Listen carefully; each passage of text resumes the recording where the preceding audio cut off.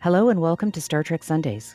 Today's episode is Expectation versus Reality, in which we'll discuss how this theme was presented and contemplated through Star Trek in Booby Trap and Galaxy's Child. If you're new here, I'm Victoria, and with me is my co-host T. Star Trek Sundays is a podcast through which we and our guest crew examine the philosophical themes presented in Star Trek every Sunday at 10 a.m. PST here on Clubhouse. Our goal is not to come to conclusions on the themes we discuss, but to spark contemplation and conversation, which we hope continues after the live recording and into the lives of the listeners of the podcast. The Star Trek Sundays podcast is available 1 week after the live recording on Pandora, Apple Podcasts, Spotify, YouTube, and from anywhere else you get your podcasts. Please consider subscribing to our channels. It helps us reach others who might enjoy the show. So T, these were two great episodes to watch together from different seasons of Star Trek Next Generation.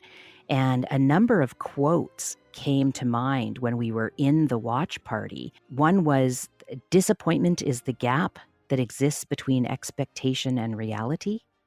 And "Expectation is the root of all heartache." Both of these were very apparent in these episodes. Can you tell us how Star Trek examined or presented expectation versus reality? And then let us know why you chose these episodes in particular. Absolutely, Victoria, and thank you. Yeah, I really loved it when Guinan was dropping truth bombs on Geordi about wearing a different visor, one that makes him see only what he wants to see. Expectations versus reality is a theme that runs deep in Star Trek, and it's one of those that resonates with audiences precisely because it's such a fundamental part of the human experience. Throughout the franchise, we see characters grappling with the tension between what they expect the world to be like and what the world actually is. One of the most interesting aspects of this theme in Star Trek is how it relates to the relationship with technology. The Star Trek universe is full of futuristic technology, from the replicator that can create food and other objects on demand, to the holodecks that can create fully immersive virtual environments. These technologies allow characters to create their own realities and indulge in expectations in ways that would not be possible in the real world. But as we see time and time again in the Star Trek universe, expectations often clash with reality. Characters like Geordi LaForge, for example, can become so invested in their relationship with the holographic creation that they forget that they're not real people. And then, when faced with a situation that requires them to confront the true nature of their expectations, they're forced to confront that harsh reality and that their expectations were not based in reality. This tension between expectations and reality also plays out on broader scales as the characters grapple with the limitations of their own abilities and the realities of the world around them. Whether it's the limitations of their technology, the harsh realities of war and conflict, or the limitations of their own bodies and mind, characters in Star Trek are constantly faced with the challenge of reconciling their expectations with the reality that they encounter. So, at its core, the theme of expectations versus reality in Star Trek is about the human experience grappling with the gap between what we want the world to be like and what it actually is. By exploring this tension in the context of futuristic technologies with interstellar conflicts, Star Trek offers a unique lens through which we can reflect on our own experiences and learn to navigate the complexities of the world around us. Right, yeah. That gap, the gap between what we want and what is heavy stuff at times. So let's start with Booby Trap. Can you provide a summary of the episode to remind those who didn't get a chance to review it what the story was about? And then I'll pose the question to you and the crew. Definitely. Booby Trap from the Next Generation, Season 3, Episode 6, first aired on October the 30th, 1989. Geordi becomes enamored with a holographic recreation of a designer of the Enterprise's engine systems, but must come to terms with the fact that his feelings for the hologram are distracting him from his responsibilities as chief engineer. I chose this episode because Geordi is beautifully set up for failure in human relationships when he tries to recreate another human on the holodeck and intentionally ignores everything he doesn't want to know about them, like that they're married in real life. Right. Yeah, thanks, T. This episode was absolutely perfect for the theme of today, and it contained a lot of issues with the story and script that we can discuss later. Remember, everybody at the watch party agreed there were some really creepy bits of writing and cringe in this episode, so let's just put that out there now, in case any listeners are like, hey, but I hated this episode. But it was spot on for expectation versus reality. So let's dig into some of the big questions. I'm stepping aside a little bit from Geordi because there was a scene where Picard saves the day when he maneuvers out of the asteroid field with his cool drift of the Enterprise. And everybody was saying, oh, the computer's going to do such a great job. And it was Picard who saved the day. Do you think that there is a class of skill at which computers will never be able to outperform humans? It's a tricky question. I think that there will come a time in which this question gets asked and challenged over and over. Because right now, it's obvious, for example, that, humans are better at loving other humans or caring for other humans than computers are. But I wonder if there won't come a time in which that won't be true. In the distant future, when robots are more attentive, they can care for the elders in ways that humans simply can't, simply by being present all the time and noticing things about their health conditions that humans would just never pick up on. They can talk to them in ways that maybe a human simply doesn't possess. Many humans don't possess the capability for. Especially when we're talking about these really large language models. It's an interesting question because I think that we're going to intuitively say, humans are always going to be better at X, where X is, some emotional thing like, creating art or writing making a movie or loving someone or taking care of someone or doing that. And then we're going to be able to point at examples where uh, computers are rapidly surpassing us in that regard. For example, art, where we have these AI machines that are making art that's more effective at making art than I am in Photoshop. That's for sure. Um, or it's AI machines that are more capable of understanding and processing and predicting the next thing that should come next in a set of speech than I am, right? And is capable of doing it more reliably. I think that we're going to continually have to reassert our dominance as humans in a landscape where computers are increasingly becoming enabled and empowered and better than us at just about everything. So I'm not sure that there ever will be a thing that humans are always better at. I just know that there will always be, a role for humans in humanity in doing the humans things because humans will, for whatever reason, prefer a human to a computer. And that's fine too. Well, that's really interesting because I wonder if we're looking at computers that have like all of the information that could ever be known by any human that ever existed, right? There'll be a computer like that one day. But do we really know that that is everything that has been known by humankind? Yes, maybe, because most people aren't holding a thought that nobody else has thought of before. But I just wonder how accessing that is going to work. And certainly there's high speeds. We've seen that with the computers on the Enterprise and data and stuff. But I'm thinking about this drift that Picard did with the Enterprise. I mean, there was some knowledge that he had that he could see could be added to this situation that perhaps a computer might not have been able to see, right? Unless somebody programmed that computer or the computer had some sort of learning model to teach itself different combinations. So I find that kind of interesting. I was a little underwhelmed because I felt like Data could have pulled it off. You know, I felt like it wasn't really unique to Picard to use gravity in an acceleration computation, and something like Data could have figured it out. He just didn't, and then he was sort of like wide-eyed about Picard having figured it out. It really felt like Data would have been like, "Well, yeah, that's exactly what I would have done." You know.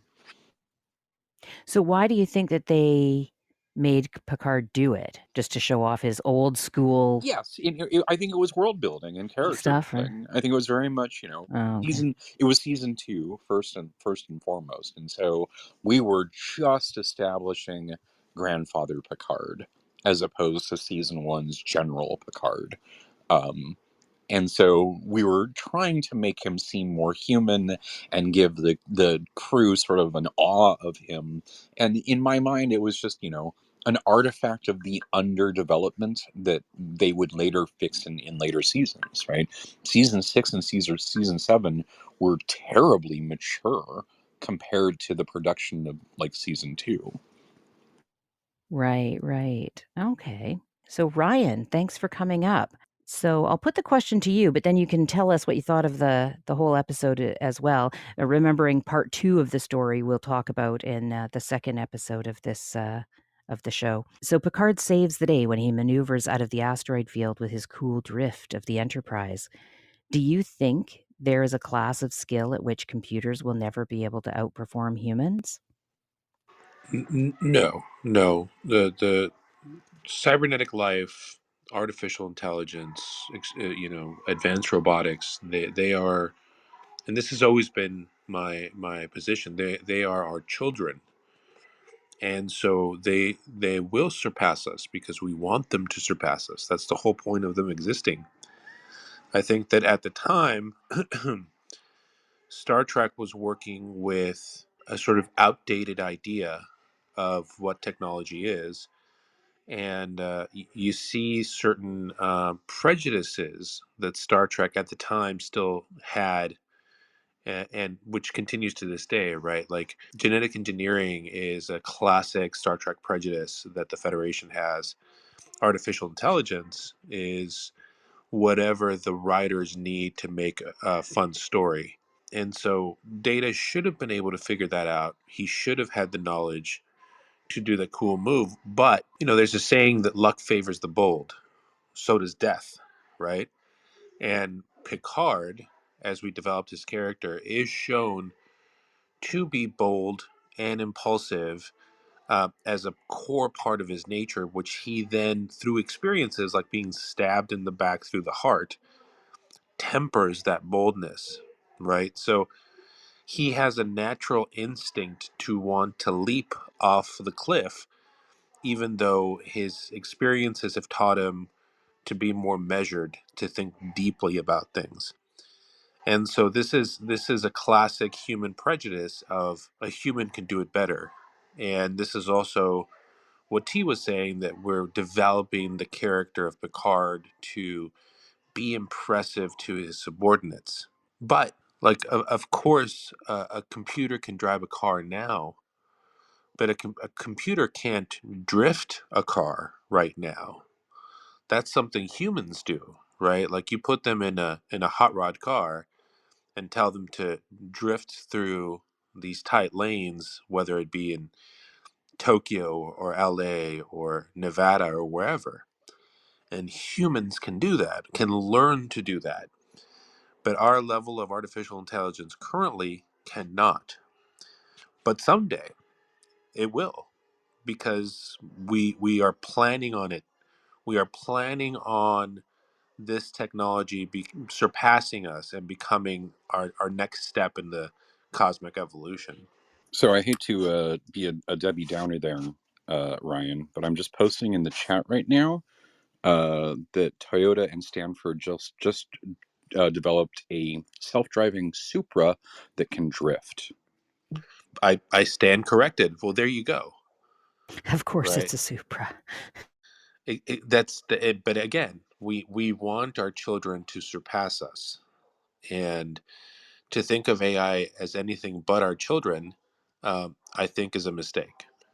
Well, Stefan wrote in the chat too. This is a quote from the side chat here.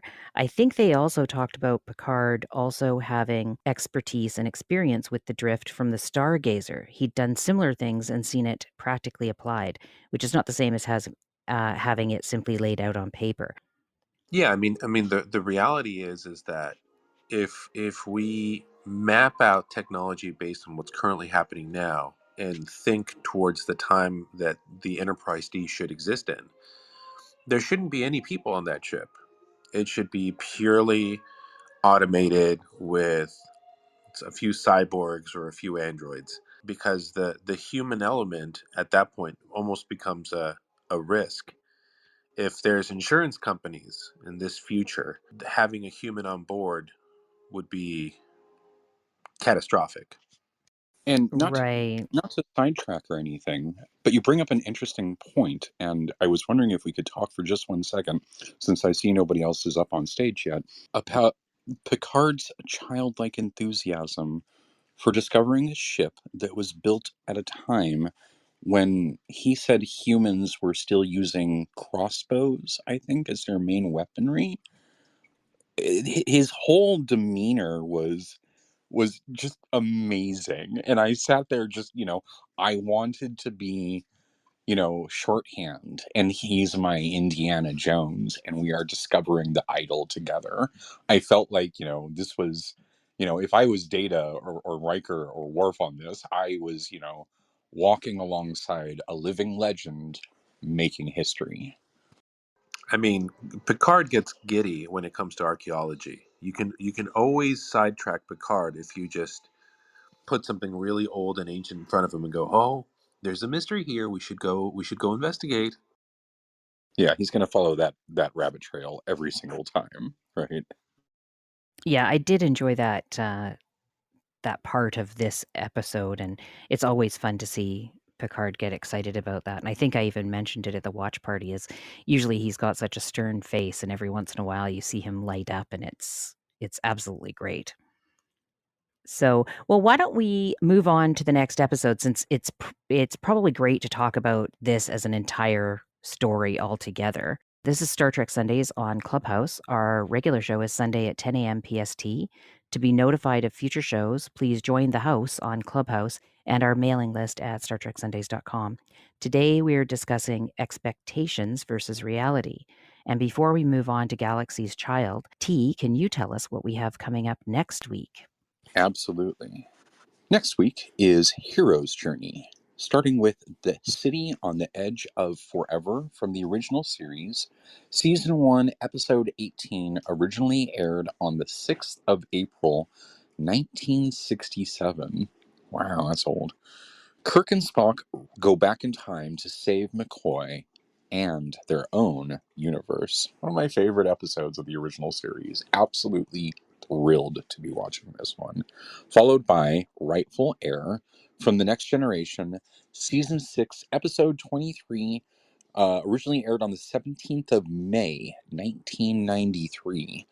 At the Klingon monastery on Boreth, Worf sees a very real version of Kahless, the unforgettable, and goes on a quest to discover his past. A very, very cool example of the hero's journey. Right. Yeah, I'm looking forward to both of these. I think it'll be a great watch party. So anybody who wants to watch along with us, Steve, who's usually here, has a watch party on Saturdays. Starts at 12 p.m. PST, and then we start the streaming at 1 p.m. and we meet in Clubhouse, but then we stream it together over on Discord. So the Discord link will be in the room at 12, and you'll have an hour to sign up if you haven't already done that. So check that out. Well, thank you, T. Let's move on to Galaxy's Child. Can you provide a summary of this episode to remind those who didn't get a chance to review it what it was about? And then I'll put the question to you and the crew. Yes, Galaxy's Child from The Next Generation, Season 4, Episode 16, originally aired on the 11th of March in 1991. The Enterprise crew encounters a space-dwelling creature and its newborn, which attach to the ship and cause damage, while Geordi meets the real-life Leia Brahms and learns to appreciate her for who she is rather than the idealized version he had created in his mind. I chose this episode because it's all about having to check expectations, and Guinan drops some truth bombs on Geordi, and he's forced to take a more careful look at his approach to relationships.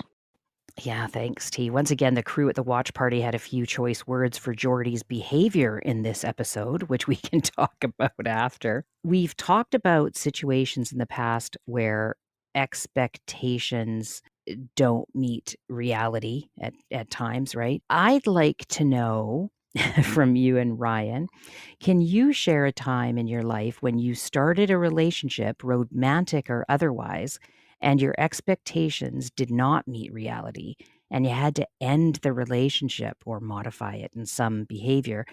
And what contributed to the gap between expectation and reality in this instance? I mean, I've certainly gotten to a relationship only to find out that, she's a crazy stalker.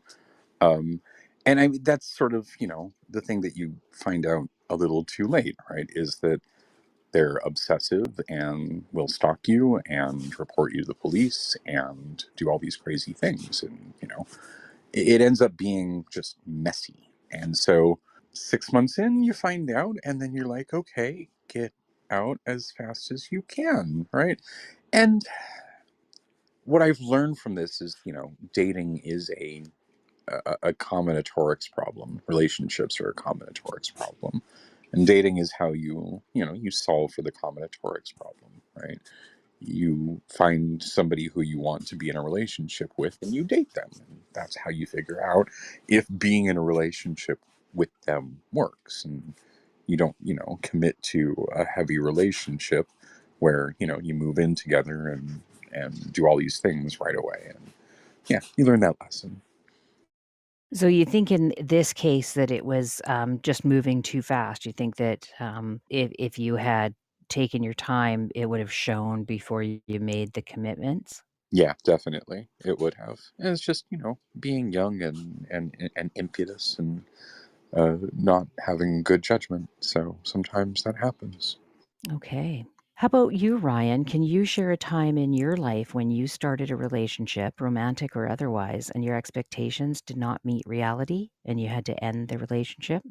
Yeah, I mean, I feel a certain level of empathy for Geordie LaForge in this episode and episodes where he's talking to the virtual Leah versus the real Leah, because that's something that I used to do in high school, where I would sort of fall in love with someone from afar, but then I got to know them, and the voice that I had invented in my mind for them was dramatically different from the one in real life. Not necessarily the tone of their voice, because I knew what they sounded like, but the content of their character and the content of who they were. And I think that's something that many people struggle with early on in their romantic endeavors, that the person that they fall in love with is not the actual person, but the idea of the person. And here's a perfect example of the dangers of virtual reality in a real sense, that even without the holodeck, people can form virtual realities in their mind and then act like it is real. And then the disappointment or the challenge comes when the sort of the global we, the royal we, encounters the actual truth. And so that I do empathize with Geordie here. I also think that it was clearly shown that him as a character did this often, right? Where he had the hots for somebody, but it wasn't that he had the hots for them. He had the hots for the person he had invented in his mind. And in terms of for me in my youth, I was very head first. Like I was, well, I would just jump in, and I had a sort of idea that I had built up in my mind.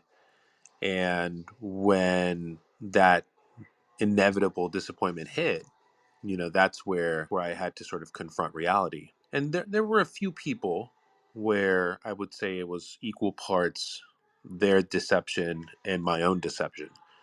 But I think that humans have a massive capacity for self-deception in a way that we always have to be checking. And I think that's what happened to Geordie LaForge, right? He fell in love with the proxy of a human being. And then when he met the human being, he realized that that's not who she was. Right, right. While you were talking about that, I was thinking about some conversations that we've all had here about how we see things differently now at the ages we are, or after things have settled, or things have aged over time. And I'm reminded of this conversation that we had about Riker when he didn't take on the offer from Q to be part of Q. And that surprised me now, but I didn't think much of it back then when I was watching it. It was just part of the storyline. It was like, yeah, I thought Riker was, the big hunky guy who was off to do adventures and everything. And somehow I had convinced myself of that to the point where I wasn't seeing these things back then. I wasn't noticing them. I didn't want to notice that, hey, wait a second, he's not actually written that way. I'm believing that he's this daring guy, but in fact, he's not. And we've talked about this several times where, like, why hasn't he gone off and become a captain? And why didn't he go off with Q?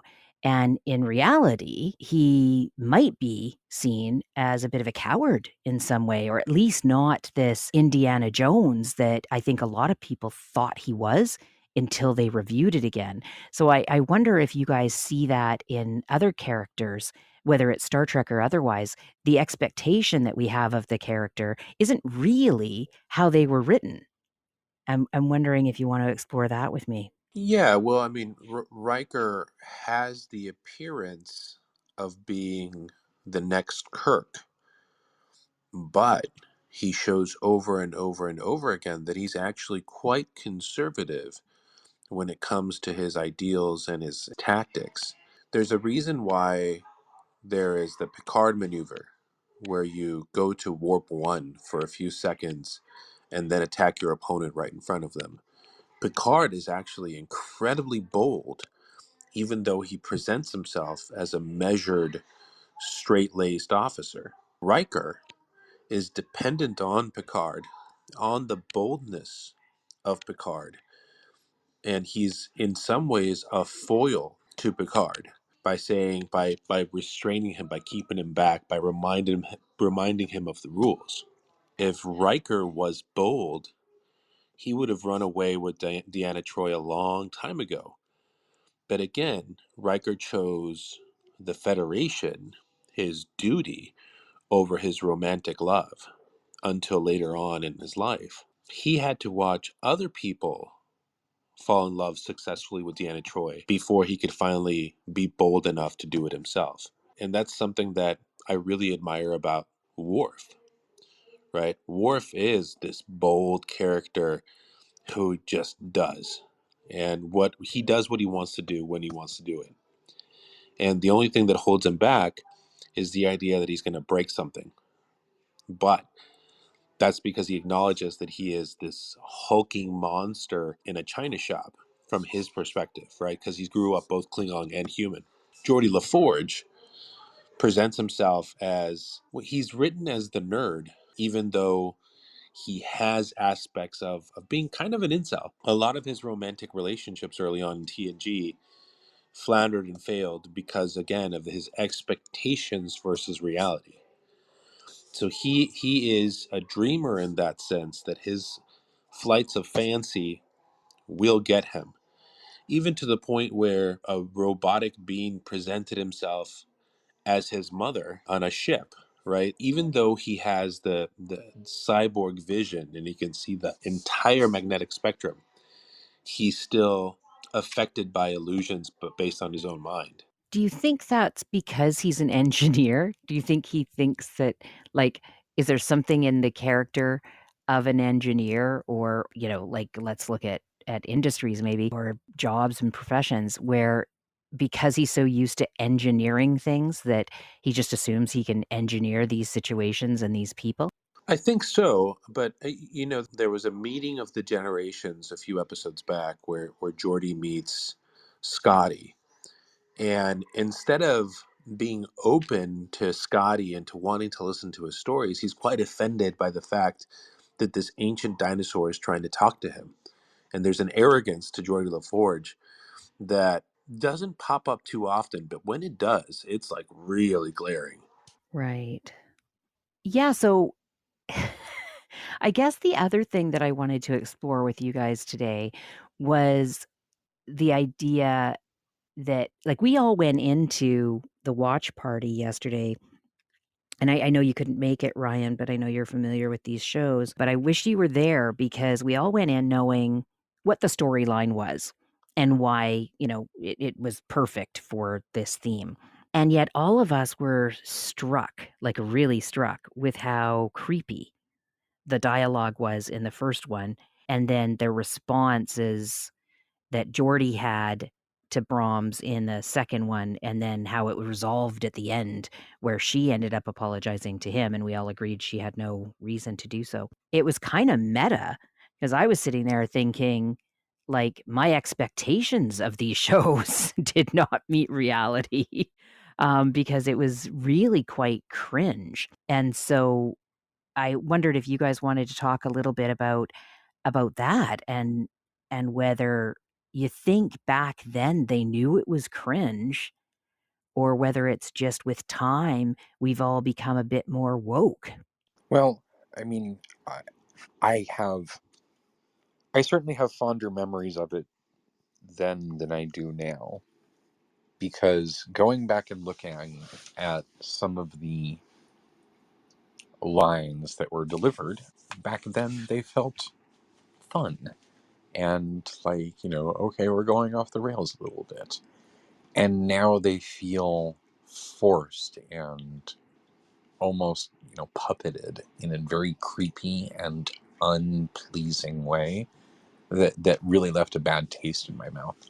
And I was really hoping, and my memory of it was one where they went back, re-brought this character back, which isn't something that they usually did.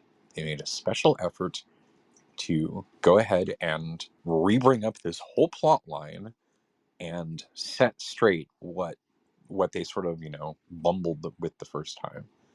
And then they really dropped the ball at the end. They made her apologize for setting boundaries, and I felt that that was inappropriate. I know everybody else around me agreed, and I felt like they could have done a much better job of portraying Romtrack, because I, I I will admit that until this point, I never thought of Star Trek as a source of sort of the romantic comedy. But since starting Star Trek Sundays and with the influence of our Captain Victoria, I have really come to appreciate the parts in which it works, and then of course the parts in which it doesn't. And this is one of the times where it doesn't, and it's disappointing, because when Romtrack works, it works really well. And this is one of the times where I feel like they were bumbling. They were very much in their season 2 and season 3 just weren't good. They were better than season 1, but they had not hit their stride with season like they had with season 7, where they really, understood their characters, where the show producers really, felt strongly about what it is they were doing. You know, the crew had not gelled yet, and so a little bit of awkwardness is to be expected. But this level of cringe is sort of, a bit of a peak in the cringy aspect of it. And so, and I mean, there's other peaks, and that's how the season goes. But I think that, looking back on this one, they would probably wish they had treated this a little bit better, if that makes sense. When and from my perspective, it also goes to show how far we've evolved, right? From like 1989 to now. Star Trek: The Next Generation was completely written from the male gaze's perspective. A few episodes back, we talked about the USS Callister, the Black Mirror episode, where the Black Mirror episode rubs our nose in it, but these two episodes lay the foundation for the USS Callister. The man who has an attraction to somebody, but instead of confronting that attraction with a real person, he has to have a virtual version of that person that he can manipulate to be exactly what he wants. And it's the trials and tribulations of the male gaze combined with virtual reality combined with actually meeting the real person. And Geordie LaForge, at this point, as he's being written, is that character, is the guy from the USS Callister, right? Except the USS Callister is a little bit more cavalier about it, a little bit more blunt. But that this lays down the foundation for that show, for that episode, because it's men imagining women and falling in love with that imagination instead of actually seeing them as people. Geordie at this point has had a bad tendency of putting women on a pedestal and then asking, why doesn't anybody like me? Or why can't I have a relationship?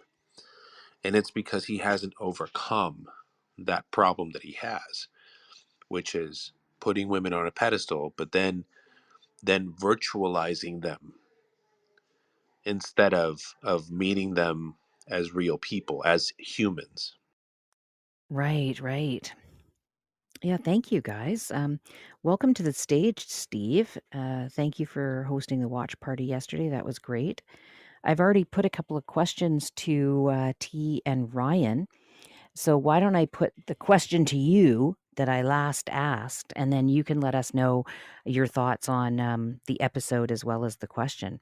Can you share a time in your life when you started a relationship, romantic or otherwise, and your expectations did not meet reality and you had to end the relationship? What contributed to the gap between expectation and reality in this instance? Actually, with my own experience, I never once ended a relationship. I mean, I guess the way in which to consider the same question is that the expectation was that the relationship could keep going, and then it didn't, right? I find, yeah, I'm struck by a lot of sort of dead ends in my experience where I don't really get to know the full story or the full understanding of what wasn't working out for the other person. And it's too uncomfortable for us to ever really get into detail about it. What was the rest of the question besides like just having such an experience? Well, it was what contributed to the gap between the expectation and reality. I would then say that like the biggest contribution that gave the gap for me is there ultimately was a lack of communication, right? Because I didn't understand or know what my partner in those given instances was really wanting. And I think that's also helped guide me to like just get a lot better with communication itself and to learn different ways in which like I can make it, very clear that, I'm here on, on whatever your time, like when you're ready to share XYZ with me to help in that communication and just kind of take everything in stride and realize that not everything can be quite understood, right? Like shit just happens sometimes. Right. Yeah. Well, I mean, it's good that you're looking at that. I like to examine those things too and see what my contributions were and improve it, even if I don't know all of the information in the end. Let's twist that up a little bit, though, because I was curious and we've got a little time here. I'm going to put it to you first, Steve, and then to Ryan and T. Can you share a time in your life where you were in a situation where reality exceeded your expectations and you were surprised by that, and maybe let us know what made you not expect it to be as good as it was? Does something come to mind there, Steve? Well, I mean, with relationships still on my mind, my present wife, where things actually worked out, I think one of the first things that I just really felt like she exceeded my expectations was the fact that she got me, right? Like I had kind of caved to the idea that like nobody would really understand me at the kind of level that she does, or that no woman would have in common with me the desire to be honest with myself, the desire to see family as being something more than just what the rules kind of require us to see of a family. That like friends who feel like family, we can treat them like family, right? Like all of us are better off just being in this whole struggle together of life. And I've experienced just way too many people, relationships of all sorts in my life where people don't they don't get that. don't get that we actually can do a lot just being that ideal idea of a family that a lot of us, to be fair enough, never got, right, in our real families. But then you've got to just make it for yourself. And like, so to maybe put more of a clear a pin in it, right, so you understand what I mean. When I met my wife, I was still in a homeless program for veterans. I was homeless, not in school anymore, and I didn't have a vehicle. She had a car. To this day, I'm still driving that same car that she had when I met her, and she never once held that against me. That was never once a problem that I was struggling financially, right? But oh my God, is it not like the number one most important thing and a huge ass red flag for a lot of people, right? Not just women out there, that the person that you're considering a long term relationship with can't bring money to the table or hasn't brought money to the table, and that they're struggling can really be a huge red flag, right? But that was never an issue for her. That I think really did exceed my expectations by far. Like I didn't think anybody else would have the heart to be that way, but besides myself. Wow, that's incredible. You're right. It is something that a lot of people look at, and that's amazing. Thank you for sharing that. I think that's really, really beautiful, and I'm glad that your primary relationship is one that it exceeds your expectation, because that is, what I hope for everybody as well. Ryan, what about you? Can you share a time in your life when reality exceeded your expectations? Yeah, I mean, I think when I met my wife, I was pretty cynical because I had been in the process of deconstructing my relationship with reality, the simulacrum versus the actual truth. The time that I got to spend with her and see her as a human being, as a real person, I think exceeded all of my expectations, because my expectations were based on a false premise. And so I would say, yeah, that finding someone very much like me, but also very different from me, was what helped me overcome those expectations and approach reality slightly differently. That, we have the virtual buildup of what we expect from others, and then there's the actual reality. It's something that I still struggle with today, expectation versus reality. But that might just be a symptom of my ADD, and something that constantly needs work. But meeting her and being with her for the last, gosh, we got together in 2006, so it's been a while that she and I have been partners. And seeing her for who she is versus what I want her to be has always surpassed my expectations. Oh, that's beautiful. Yay. Another happy story. T, how about you? Can you think of a time in your life when you had your reality exceed your expectations? Now, are you only talking about relationships, or is this No, just in anytime. general? These guys have brought up their wives, which is wonderful, but I'm thinking anything, like even a vacation.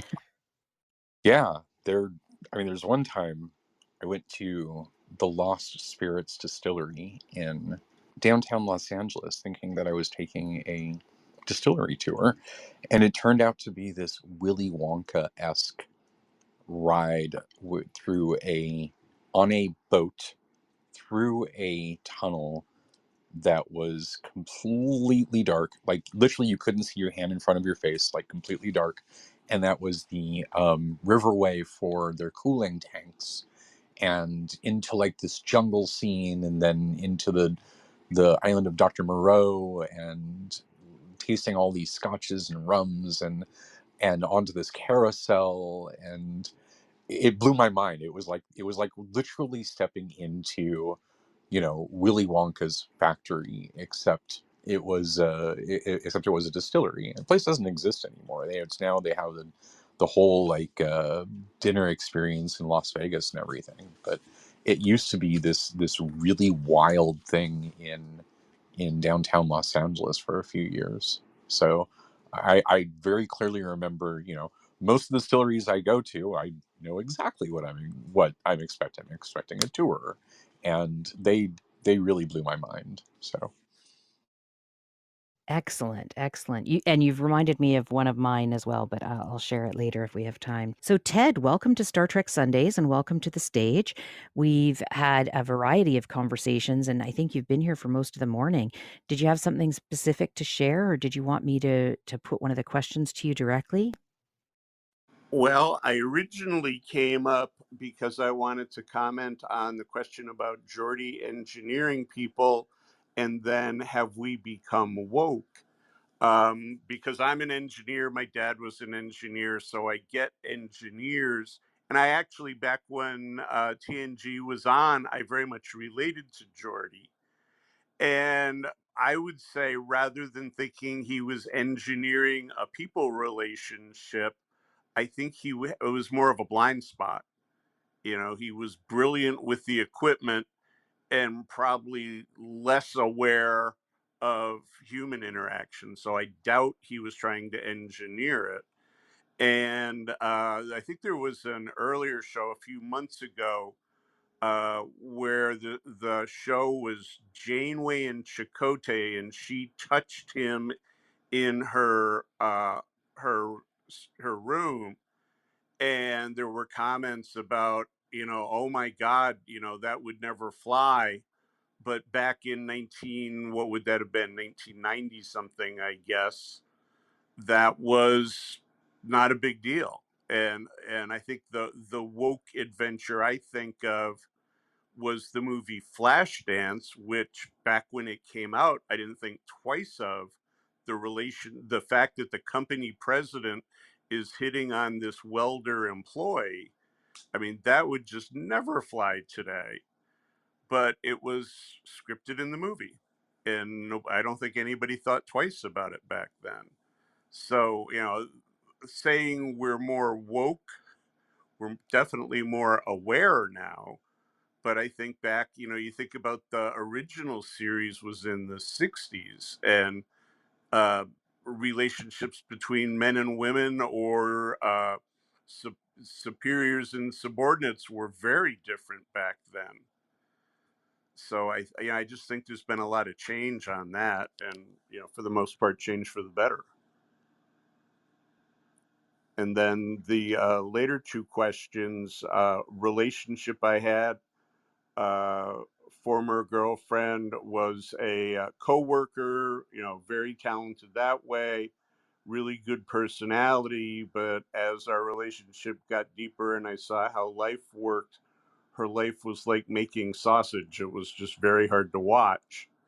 So what started out great ended badly. And the flip side of that, something that you didn't know what it was going to look like and it turned out better, was a job I had in the 80s working for an electric utility. And when I started there, it was slow to change and just not a very exciting place to work. And they brought consultants in from Japan to teach us Japanese quality improvement methods, and totally changed the way the company worked, and created my career, really.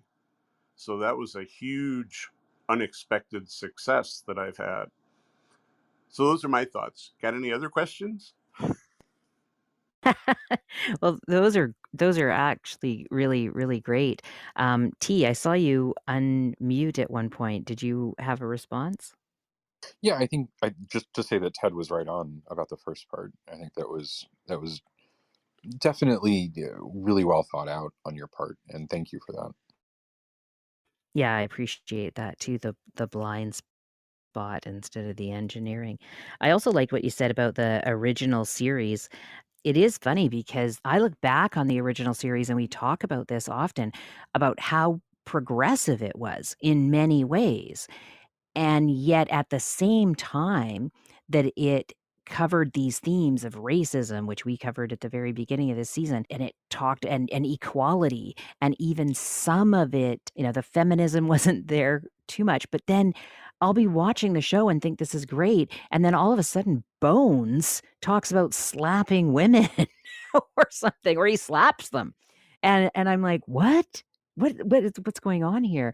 So, I guess we all progress at different stages in different areas, but yeah, it's sometimes shocking to me because I do think it's progressive in some of the topics it discussed, but it still had some of that old-fashioned stuff that we find really upsetting nowadays.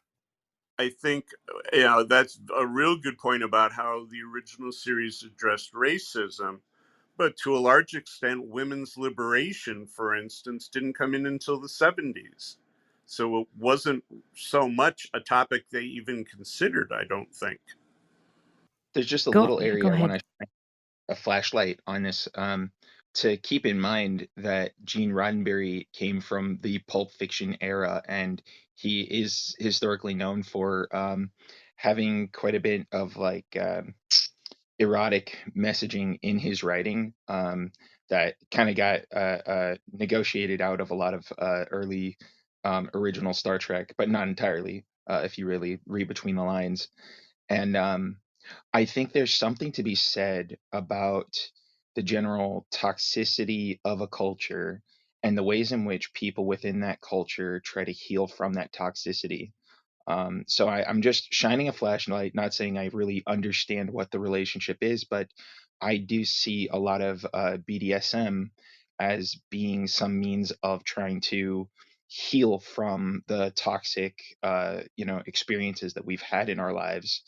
And in a sense, I almost want to wonder if some of that, at least the Pulp Fiction, the kind of writing of Bones justifying slapping a woman, um, was more of an offshoot of not necessarily just Gene, but people of that era trying to piece together what happened here. What is the puzzle or the problem of this dysfunction that occurs in our relationships, and utilize that writing to explore it for themselves. Yeah, the Pulp Fiction edition, makes a bit more sense actually, because if you were reading, like, on paper, the script might not have seemed as creepy as when it's said, right? Like, I'm just as you guys were talking, I'm thinking about some of the lines, and I'm thinking if I read that in a book, yeah, I'd get the innuendo, but I wouldn't have been like, "Ugh," right? And so that makes a bit more sense. Not that we're trying to excuse it or anything, but, yeah, it's just it's a good discussion. I really appreciate you guys, digging into this. So, thinking of the original series, when you think about kind of using sex to attract people to the episode, so Yeoman Rand in her short uniform would be one example of that. But how about the Green Dancing Woman as a more extreme example of that? I think that's a perfect example. I think that's exactly what they were trying to do, was bring in a casual crowd who wasn't necessarily into sci-fi. Oh, but I gotta point out the fact that they were painted green.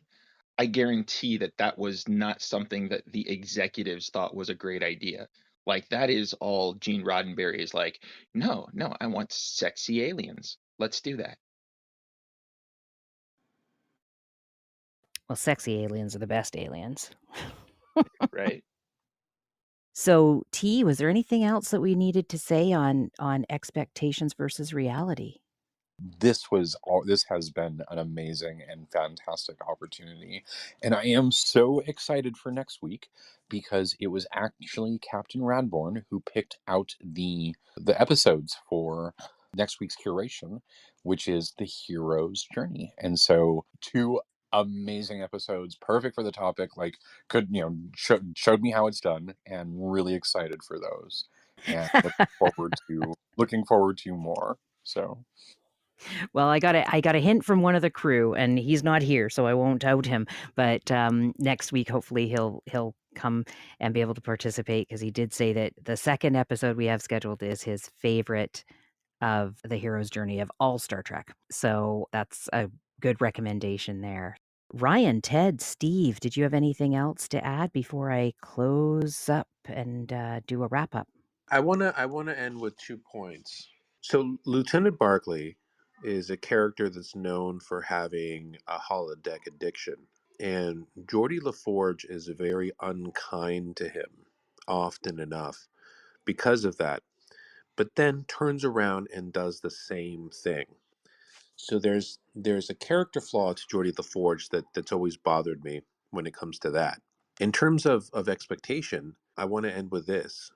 Star Trek is both our past in terms of when these episodes, these shows were produced, but is also a hope for our future. And there's always going to be these corrections that we'll have to make because cultures change. And the times that when these episodes were made were inherently different than they are now. And so these episodes are a time capsule in some respects of the current culture of the time, but also of the hopes for the future. And I'll end with that. Oh, thank you, Ryan. And Ted, did you have any last words for this particular theme? No thoughts for this one. Look forward to next time. Great. Thank you for coming and sharing.